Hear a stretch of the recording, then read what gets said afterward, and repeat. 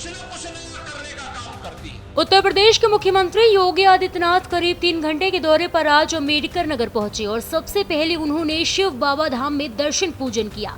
CM Yogi Adityanath यहां पर 1184 करोड़ की 194 परियोजनाओं का लोकार्पण और शिलान्यास करने के साथ ही कृषक दुर्घटना बीमा के लाभार्थियों को 561.86 करोड़ रुपए की आर्थिक प्रदान की। मुख्यमंत्री योगी आदित्यनाथ ने यहां पर एक जनसभा को संबोधित किया और विपक्ष पर भी जुबानी हमला किया।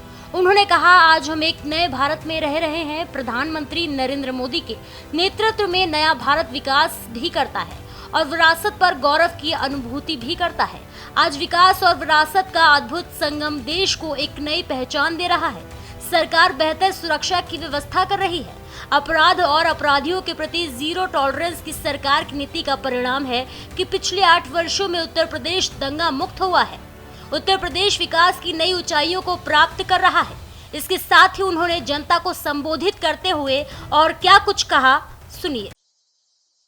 आज हम एक नए भारत में रह रहे हैं। प्रधानमंत्री मोदी जी के नेतृत्व में नया भारत विकास भी करता है तो विरासत पर गौरव की अनुभूति भी करता है।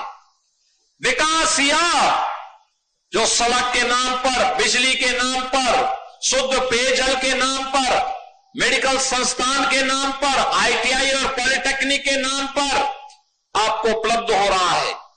और विरासत वह जो श्रवण धाम और शिव बाबा धाम के नाम पर, अयोध्या में राम मंदिर के निर्माण के नाम पर, काशी में काशी विश्वनाथ धाम के नाम पर हम सब देख रहे हैं।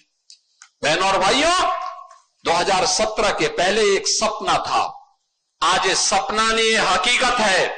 आज विरासत और विकास का अद्भुत संगम हमारे देश को भी एक पहचान दे रहा है और पहचान देने के साथ साथ उत्तर प्रदेश और देश का नाम देश और दुनिया के अंदर स्थापित करने का काम भी कर रहा है। आपने देखा होगा, लगातार सरकार कुछ न कुछ नया करने का काम करती है। बेहतर सुरक्षा की व्यवस्था कर रही है, बेहतर व्यवस्था देने का काम कर रही है।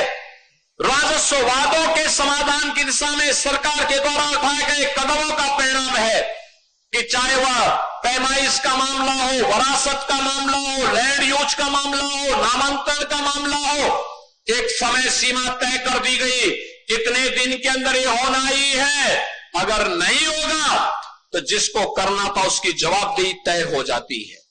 बहनों और भाइयों, एक गरीब को न्याय मिले, एक कमजोर को न्याय मिले, हर बेटी सुरक्षित हो, हर व्यापारी सुरक्षित हो, हर नागरिक के सामने सुरक्षा का कोई संकट खड़ा ना हो। एक तरफ सरकार इसको प्रभावी ढंग से लागू करने का कार्य कर रही है तो दूसरी तरफ अगर कोई सुरक्षा में सेंध लगाने का काम करेगा, बेटी और व्यापारी की सुरक्षा में खतरा पैदा करेगा, तो कानून का डंडा उसको ऐसे चपेटे में लेगा जैसे कि उसने कभी सोचा भी नहीं होगा। और आने वाले समय में उसकी 7 पीढ़ियां याद करेंगी कि कानून के साथ खिलवाड़ करने और किसी गरीब को परेशान करने की कीमत क्या होती है। आज उसी का परिणाम है। अपराध और अपराधियों के प्रति जीरो टॉलरेंस की सरकार की नीति का परिणाम है कि बहनों और भाइयों, पिछले 8 वर्ष में उत्तर प्रदेश के अंदर दंगा मुक्त उत्तर प्रदेश हुआ है। ये उत्तर प्रदेश दंगा मुक्त हुआ है, उत्तर प्रदेश अपराध मुक्त हुआ है, उत्तर प्रदेश विकास की एक नई ऊंचाई को प्राप्त